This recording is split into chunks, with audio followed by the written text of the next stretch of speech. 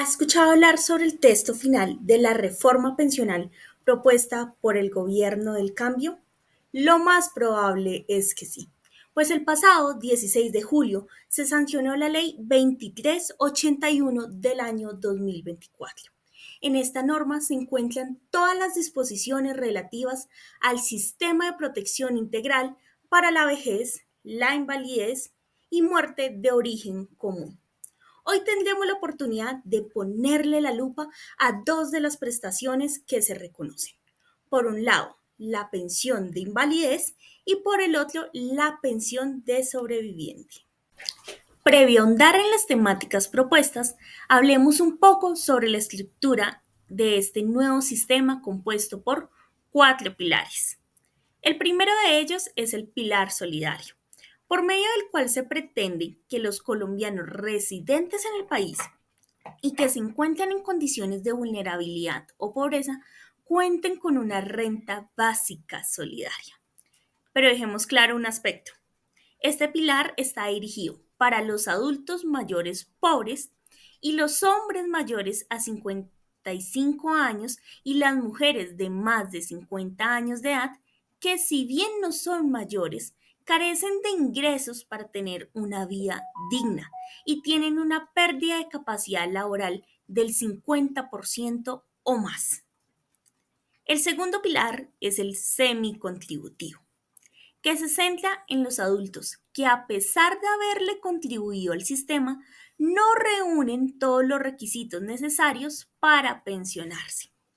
A este podrían aplicar los hombres mayores de 65 años y las mujeres mayores a 60 años de edad. A ellos, el gobierno les brindaría un beneficio económico. Quizás usted se esté preguntando qué va a pasar con quienes tienen recursos para cotizar y cumplen los requisitos para acceder a una pensión integral. Pues bien, el pilar contributivo se enfoca en las personas que están afiliadas al sistema, clasificándolas en dos grupos, el componente prima media y el componente ahorro individual. En prima media nos encontramos con los que cotizan sobre unos ingresos que oscilan entre 1 hasta 2.3 salarios mínimos mensuales legales vigentes, mientras que en ahorro individual estarán los sujetos que cotizan con bases entre los 2.3 hasta los 25 salarios mínimos.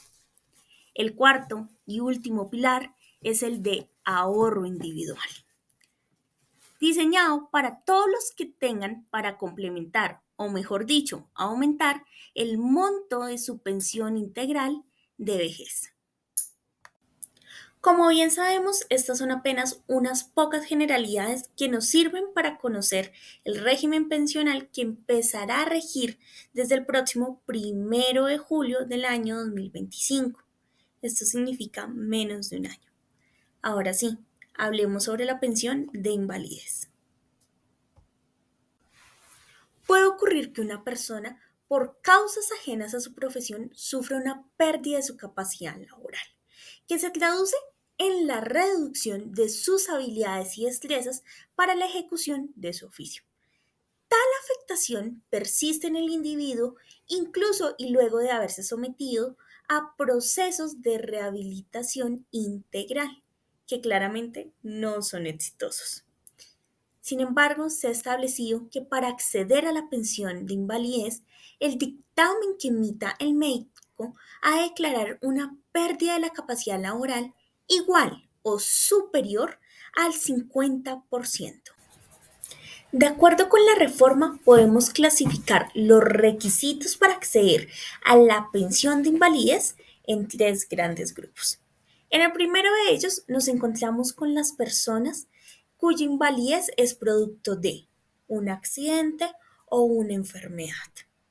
¿Qué necesitan acreditar? Tan solo dos cosas. La primera, ¿cuándo se produjo la declaratoria de invalidez? ¿Y cómo conozco ese dato?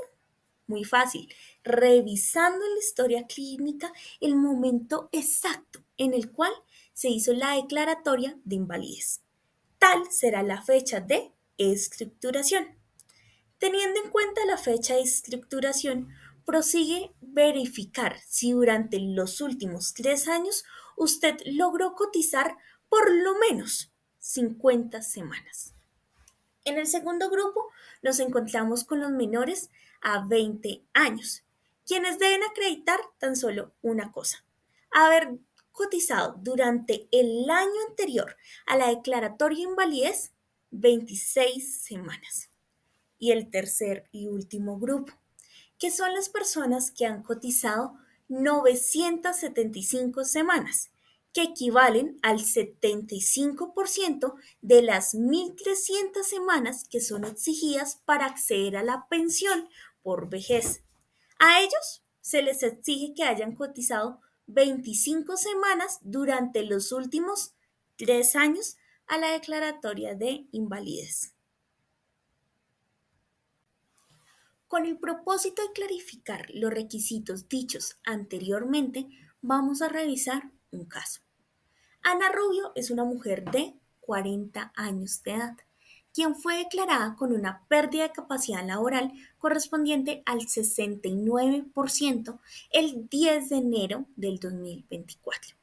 En su historia laboral se registra el resumen de las semanas cotizadas durante los 3 años inmediatamente anteriores a la fecha declaratoria de su estado de invalidez. Revisemos tales datos. Desde el 2 de febrero del año 2021 hasta el 12 de diciembre de este mismo año, Ana logró cotizar 45.14 semanas. En el siguiente año, en el periodo comprendido entre el 30 de noviembre y el 13 de diciembre del 2022, tan solo cotizó 2 semanas, mientras que en el 2023 cotizó 8.57 semanas, en lo que correspondió al 1 de octubre hasta el 30 de noviembre de ese año. Si sumamos la totalidad de las semanas, podemos darnos cuenta que han cotizado durante esos 3 años más de 50 semanas. Exactamente 55.71 semanas. Razones por las cuales se puede asegurar que Ana se encuentra habilitada para acceder a la pensión de invalidez. Nos compete hablar sobre qué ocurriría si una persona no logra reunir los requisitos que exige la pensión de invalidez. Dos respuestas. La primera: si usted hace parte del componente de prima media, recibirá una indemnización sustitutiva. A diferencia que si usted se encuentra en el componente de ahorro individual complementario, recibirá los rendimientos financieros del monto ahorrado y la totalidad del mismo. Mejor dicho, se configura a su favor el derecho a recibir la devolución de saldos. En lo que respecta al monto de la pensión por invalidez, debemos aclarar que esta varía de acuerdo con dos factores: el porcentaje de la pérdida de capacidad laboral y las semanas que logró cotizar el trabajador, pues de esta última cantidad varía los porcentajes que se le reconocen al ingreso base de liquidación. De aquí en adelante, IBL. Entonces, si su pérdida de capacidad laboral está entre el 50% y el 66%, su IBL es del 45%. Pero, y tenga en cuenta esto, si usted ha cotizado 500 semanas y a partir de esas 500 semanas logra reunir grupos de a 50 semanas, por cada uno de esos grupos se le reconocerá el 1.5%. Ahora bien, si su pérdida de capacidad laboral es mayor al 66%, su IBL es del 54%. Pero ocurre lo mismo. Si usted ha cotizado más de 800 semanas y logra reunir grupos de a 50 semanas, pues por cada uno de estos se le reconocerá un 2% adicional.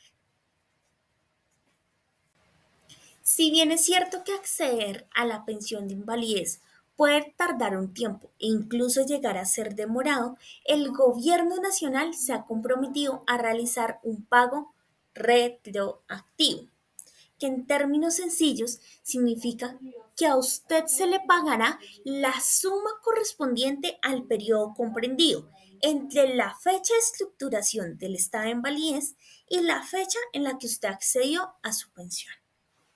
Y bueno, no se le haga raro si de pronto su entidad de previsión o seguridad social le solicita una revisión a su pensión de invalidez cada 3 años, pues tal procedimiento se diseñó para que se modifique o conserve la base de liquidación de la pensión. Y está el caso en el que usted diga, ¿y si yo me someto a tal revisión? Lamento decirle que hay dos escenarios. Si transcurridos 3 meses, contados a partir de la notificación, usted no permite que se efectúe la revisión, le van a suspender su pensión.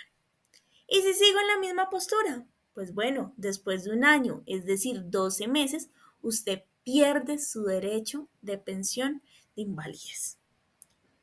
Ahora, y vale aclarar esto, usted luego podrá readquirirlo si así lo desea, pero en tal caso le tocará correr por su propia cuenta con los gastos que sean necesarios para acceder a la revisión.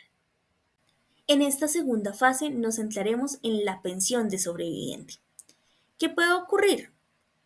Ya sea porque falleció un pensionado o por la muerte del afiliado que ha cotizado en el sistema 50 semanas durante los 3 años anteriores a su deceso, en términos generales, y se van a dar cuenta de ello.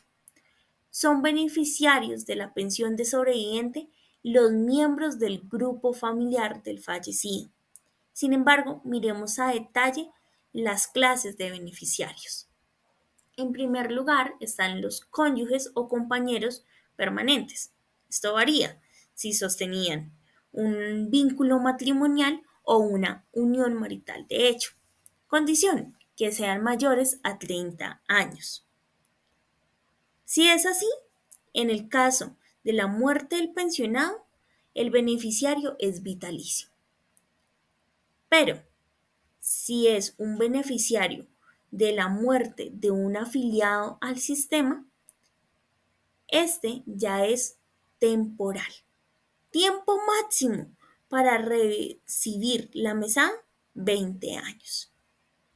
Y he aquí una excepción clave, pues marca la diferencia si usted será tomado en la primera categoría de beneficiario o en la segunda. Para las personas que si bien son menores de 30 años, pero han procreado hijos con el causante, entran en el primer grupo de beneficiarios. Quienes no, están en el segundo. Recordemos que esto es un orden jerárquico, que se va descartando a medida que no se encuentra el beneficiario. Si seguimos en ese orden, nos vamos a encontrar con los descendientes en primer grado del causante, que son los hijos menores de edad, los hijos que se encuentren en un estado de invalidez o aquellos hijos que si bien son mayores de edad y hasta 25 años, son estudiantes y por tal razón no pueden trabajar. Si no encontramos un cónyuge o compañero permanente ni hijos, entonces serán titulares del derecho a la pensión de sobreviviente los padres que hayan dependido económicamente del causante. Sin tampoco hay padres, que puede ocurrir, entonces lo serán los hermanos en condición de invalidez que también hayan dependido económicamente del fallecido. Y el último escenario que contempla esta reforma aplica para los hermanos menores de edad y hasta los 18 años que dependieron económicamente del difunto, lo cual no beneficia a quienes reciben la pensión de sobreviviente por muerte del afiliado. Para ellos, el listado de beneficiarios culmina con los hermanos en condición de invalidez. Y aquí voy a mencionar algo supremamente importante, que trata sobre el monto de la mesada de la pensión de sobrevivientes. Si es por muerte del pensionado, no hay tanto por discutir, pues el beneficiario recibirá el 100% de la mesada que recibía en vía el pensionado. Caso supremamente contrario y que tiene sus particularidades para el beneficiario de la pensión de sobreviviente por muerte del afiliado. Pues para este sujeto se calculará el IBL a partir del 45%.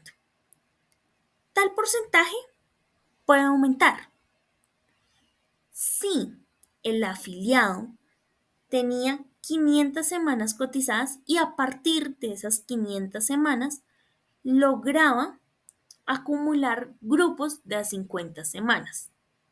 Si se configuran esos requisitos, entonces se aumentará al IBL un 2% por cada grupo. Y por último, y al igual que en la pensión de invalidez, quienes no reúnan las características, o mejor dicho, los requisitos para recibir la pensión de sobreviviente, tendrán a su favor una indemnización sustitutiva o una devolución de saldos. Antes de finalizar, revisemos unas similitudes y diferencias que existen entre estas dos prestaciones. Tanto la pensión de invalidez como la pensión de sobrevivientes no puede ser inferior a un salario mínimo mensual legal vigente. Adicional a ello, el tope máximo para calcular el IBL, ingreso base de liquidación, corresponde al 75%. Y miremos las particularidades propias, especialmente en cuestión de financiamiento. Para la pensión de invalidez, Colpensiones será la entidad encargada de reconocer y pagar, mientras que en la pensión de sobrevivientes, tal obligación se le traslada a la aseguradora con la que Colpensiones haya contratado el seguro de invalidez y de sobrevivientes. Sin embargo, en este punto la legislación es amplia, pues también se señala que podrán financiar los mecanismos que el gobierno nacional determine. Sin embargo, desconocemos cuáles son estos. A modo de cierre, podemos evidenciar la intención de cobertura que se pretende alcanzar. Sin embargo, esta ley contiene una variedad de aspectos por definir, pues en reiteradas ocasiones y a lo largo de todo el texto se identifica que el gobierno nacional deberá reglamentar materias como el procedimiento para la calificación de la pérdida de capacidad laboral, el modo por el cual se liquidará la indemnización sustitutiva y sobre todo los recursos que se emplearán para alcanzar tales fines. Teniendo en cuenta que hace poco se radicó el proyecto de ley de presupuesto correspondiente al año 2025 y que expertos como el Centro de Estudios Económicos y el Centro de Investigación Económica y Social han advertido que tal presupuesto se encuentra desfinanciado. Así que yo me pregunto, ¿cómo se van a recaudar los recursos?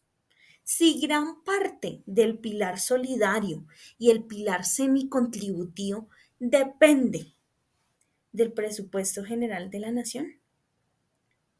Gracias por su atención.